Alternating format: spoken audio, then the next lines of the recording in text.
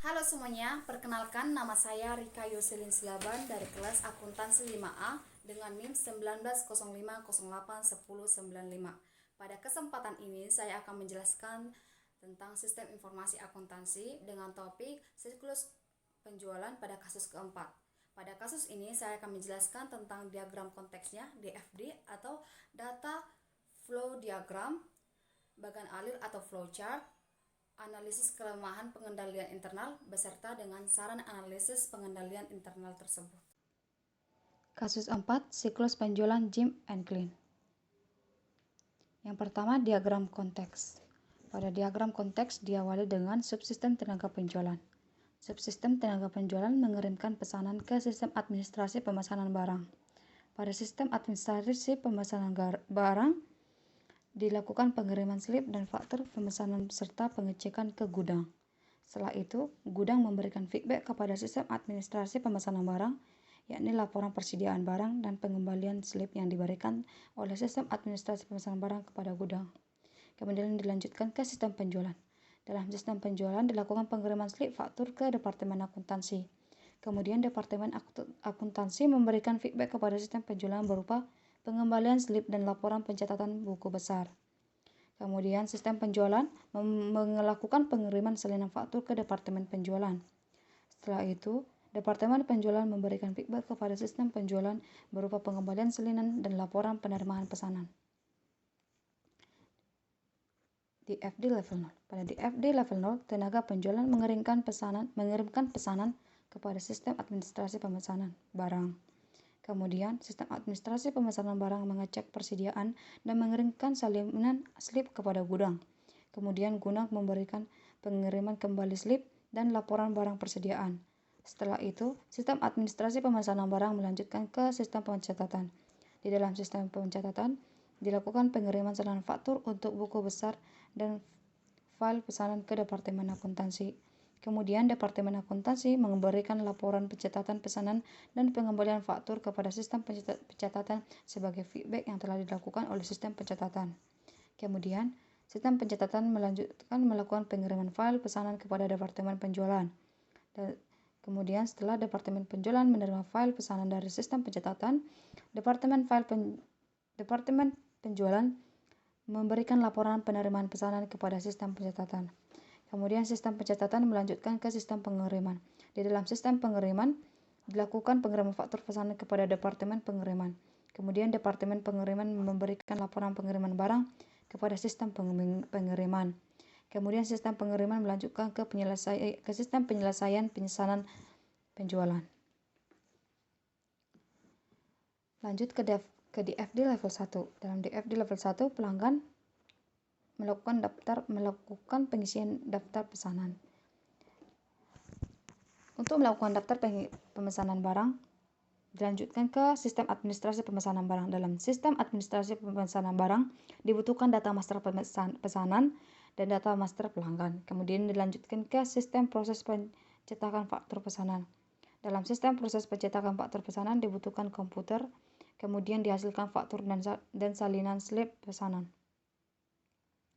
DFD 2. Pada DFD 2 dilanjutkan faktur dan salinan penjualan ke sistem penerima pesanan.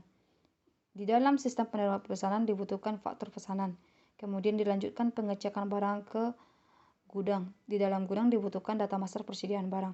Kemudian dengan data master persediaan barang, gudang memberikan feedback kepada sistem penerima pesanan berupa laporan persediaan barang dan mengembalikan slip dan faktur salinan pesanan. Setelah itu, laporan persediaan barang dan salinan slip faktur pesanan dilanjutkan ke sistem pencatatan. Kemudian sistem pencatatan mengirimkan salinan dan faktur pesanan ke Departemen Akuntansi. Kemudian Departemen Akuntansi memberikan laporan pencatatan dan mengembalikan salinan faktur penjualan. Kemudian sistem pencatatan melanjutkan file pesanan ke Departemen Penjualan. Kemudian Departemen Penjualan memberikan laporan penerimaan pesanan kepada sistem pencatatan. Dilanjutkan ke DFD 3. Pada DFD 3, faktur dan salinan dikirim ke gudang. Kemudian gudang melanjutkan ke sistem pengiriman barang. Setelah itu, sistem pengiriman barang melanjutkan ke sistem pembaruan file buku pembantu, lalu kemudian ke sistem pencetakan voucher. Kemudian voucher dikirimkan ke Departemen Akuntansi setelah melakukan percetakan di sistem percetakan voucher. Masuk ke bagian alert atau flowchart. Dalam flowchart, pertama tenaga penjualan melakukan pengisian daftar pesanan. Kemudian dihasilkanlah dokumen pesanan penjualan. Dokumen pesanan penjualan dilanjutkan ke administrasi penjualan. Di dalam administrasi penjualan dilakukan pembuatan proses dan mencetak daftar pesanan. Setelah itu dihasilkan beberapa dokumen, yaitu 3 salinan untuk file dan juga salinan buku besar, salinan faktur, slip pengapakan, dan salinan pengeluaran pesanan. Setelah itu, salinan faktur, slip pengapakan, salinan pengeluaran pesanan dikirim ke gudang. Di dalam gudang, salinan faktur pengeluaran persediaan, salinan pengapakan diproses untuk melakukan pengambilan barang dari gudang.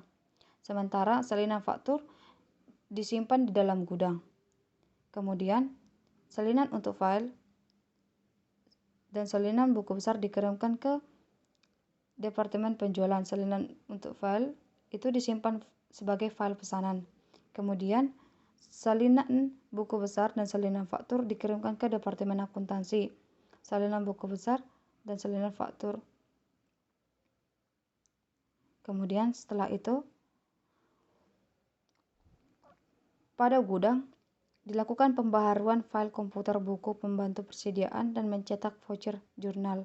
Hal ini dilakukan setelah terjadinya pengambilan barang dari gudang. Kemudian dicetaklah sebuah dokumen voucher. Dokumen voucher dikirim ke Departemen Akuntansi. Di dalam Departemen Akuntansi, dokumen voucher jurnal diproses menjadi file dan voucher pun dicetak. Setelah itu, salinan pengeluaran persediaan yang berada di dalam administrasi penjualan dikirim ke Departemen Akuntansi sebagai bukti pengiriman. Kemudian dilanjutkan ke salinan pengeluaran persediaan dikirim ke Departemen Penjualan untuk disimpan dalam file pesanan. Kemudian dalam slip pengapekan pada administrasi penjualan dilakukan pembaharuan file, daftar pengiriman, dan mencetak 2 salinan bill of lading. Kemudian dikeluarkanlah dokumen bill of lading sebanyak 2 dokumen. Kemudian bill of lading dilakukan proses pengisian secara manual. Kemudian dihasilkanlah dokumen bill of lading yang terisi dengan pengisian yang dilakukan oleh administrasi penjualan. Kemudian dokumen bill of lading dikirim ke kurir. Di dalam kurir dikirimkan dokumen slip pengapekan dan 2 dokumen bill of lading sebagai bukti untuk pengantaran pesanan. Analisis kelemahan pengendalian internal. Dalam pengendalian internal diketahui keputusan ada tidaknya persediaan barang dan juga pada proses pembayaran barang tidak dijelaskan tunai atau kredit. Adapun saran perbaikan kelemahan pengendalian internal, yakni membuat sistem pengecekan pada sistem dengan begitu, sistem dapat berjalan dengan benar dan jelas terhadap keputusan proses penjualan melalui pengecekan terlebih dahulu. Demikian presentasi saya. Terima kasih. Saya Rika Yoselin dari Politeknik Negeri Medan.